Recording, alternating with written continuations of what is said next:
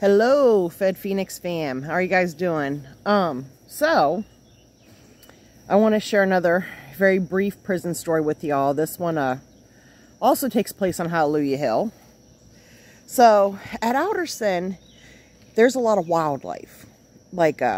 It's not uncommon on camp to see deers. And mind you, the inmates feed the animals, leave bread out and apples out and just shit all the time.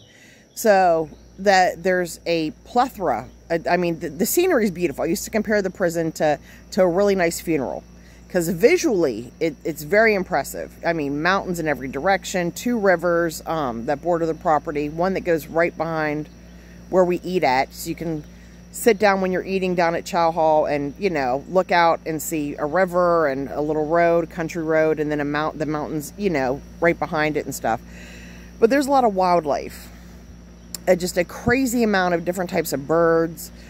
Deers were a common sight. At one point, a bear cub ran onto camp and was kind of rolling around for a little bit and ran back into the mountains. And the squirrels. The squirrels are very much like Alvin and the Chipmunks. These are some thick squirrels, because they're very tame, because they're used to people feeding them all the time. And some of these people even go to the extreme of kind of almost developing relationships with the squirrels. And they can actually sit on the ground and hand feed them, which is crazy. It's almost like you're in a really bad Disney cartoon, because even though the scenery is beautiful and the animals are super cool, at the end of the day, you're still in prison. So, and there's countless varieties of wildflowers that grow on the property, and it's really beautiful. But I say all that to say, let's talk about particularly the squirrels in this story. So, like I said, these squirrels, they're real big. Fun fact, I learned in prison, squirrels do not have pancreases. And I learned this by someone who was really angry that people were feeding them peppermints. So, because apparently peppermints are like meth for squirrels, because their bodies can't process the sugar. Their bodies aren't made for that. It makes them overweight. It's basically meth for squirrels. And it's really obvious, because if the squirrels think you have peppermints, they will run right up to you. I almost thought I was going to get frisked by a squirrel one day, because I think he suspected I had candy that I wasn't sharing. I don't know. So I say all that to say, and a lot of people will get the trail mix, right? And they will keep the nuts, the peanuts, to give the squirrels.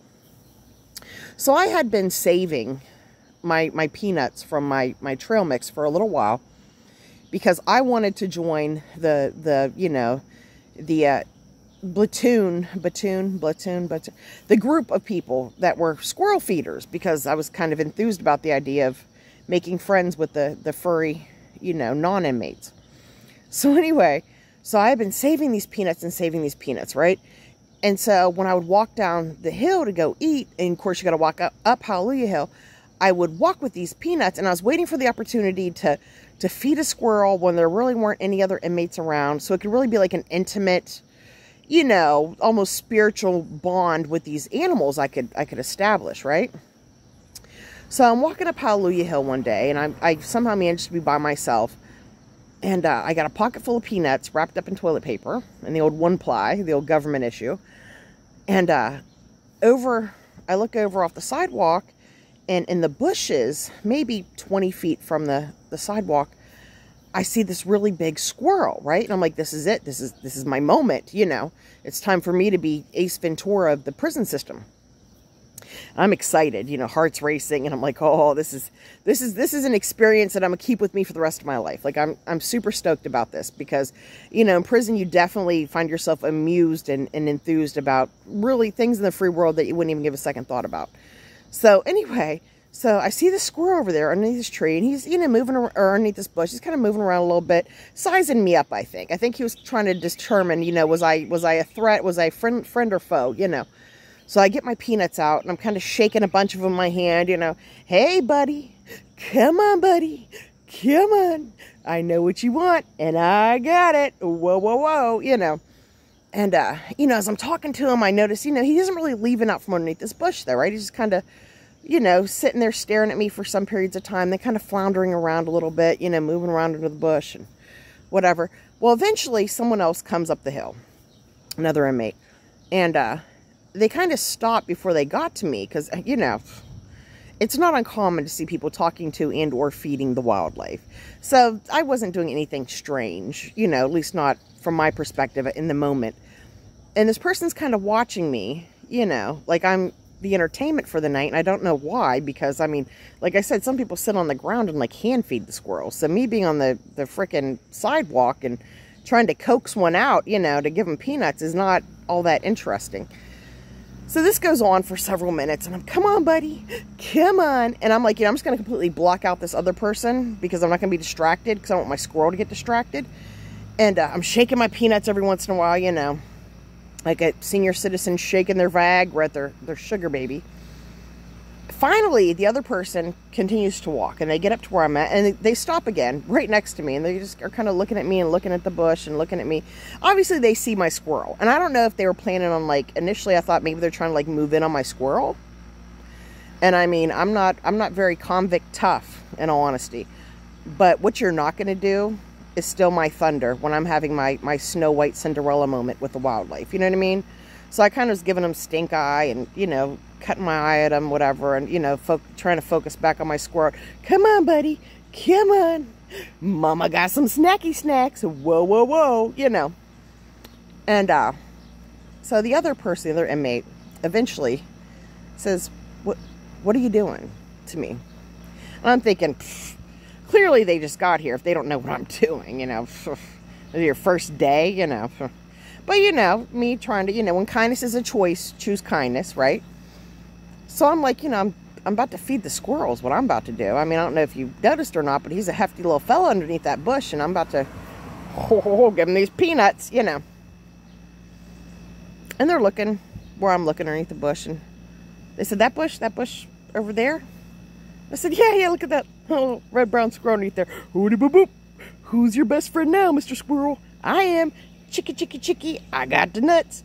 And the other person was like, there's no squirrel underneath there. There's just some leaves. And the wind blows them every once in a while and they move a little bit. I said, no, there's a squirrel. I can see it.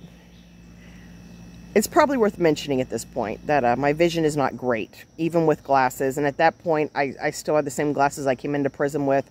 So I really was kind of in need of a new prescription, in all honesty. And I was like, no, that's a squirrel. That's my friend. My friend, the squirrel, and got the nuts. And they were like, no. I don't know what all you got going on, but that's not there's no squirrel. There's just a pile of leaves underneath that bush, and the wind. See, when the wind blows, your squirrel moves, but there's no squirrel. I'm like, no, I see him. There he is looking at me. Hey, buddy. And they were like, no, really, there's no squirrel. So they pick up some gravel, and I'm thinking, oh, they're going to scare my squirrel off. I said, you know what, at this point, because they're trying to obviously like do some kind of weird mind trick on me, you know, gaslight me, go ahead, scare off my squirrel, because it isn't like I don't got plenty of time, you know, to find another opportunity to lure a squirrel into being my friend with snacks. So they pick up some gravel and they proceed to start throwing the gravel, one piece at a time, one rock at a time, at this bush. My squirrel doesn't move. He's still staring at me, you know. And when the wind blows, my squirrel's moving, and they were right about that. And as several minutes passed and several rocks were thrown, and they would look at the bush and kind of look at me, almost sympathetically, like I was having a psychotic episode or something, it became apparent that there was no squirrel. I thought I saw a squirrel. I was confident, in fact, that I was having a whole dialogue with a squirrel, but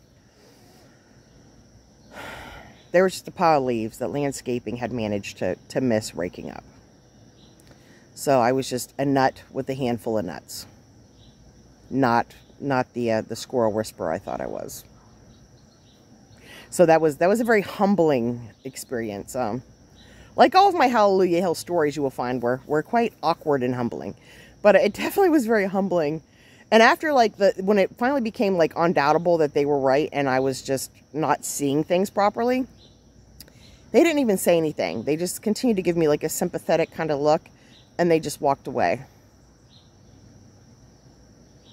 And I stood there for a minute because I didn't want them to know what housing unit I was in, because I figured they would tell this story to other people, and I didn't want it to include, you know, any more information about me that could identify me than what they had just by seeing me. But yeah, I was a nut with a handful of nuts. A nut with nuts, if you will. So that's one of my prison stories. So tell me about a time where you guys thought you were being logical or just doing something completely normal, and perhaps because of bad vision or bad judgment or some confusion, were actually just being completely nuts. So that's and I did, by the way, eventually feed the squirrels those peanuts, just in case you're wondering, because I continued to collect them. I even crushed up a peppermint and like sprinkled it in with my cluster of nuts, which carrying that around wrapped up in toilet paper in your pocket, it's pretty skanky, pretty nasty, pretty icky. But I had a goal, and I was focused, and I eventually achieved that goal. Not quite the feeding the squirrel out of the hand thing that some people did that I was a little jealous of, but I did have this sticky, nasty, peppermint covered peanut goo brick type thing that I left under a tree, and eventually squirrels started eating. So winning, duh.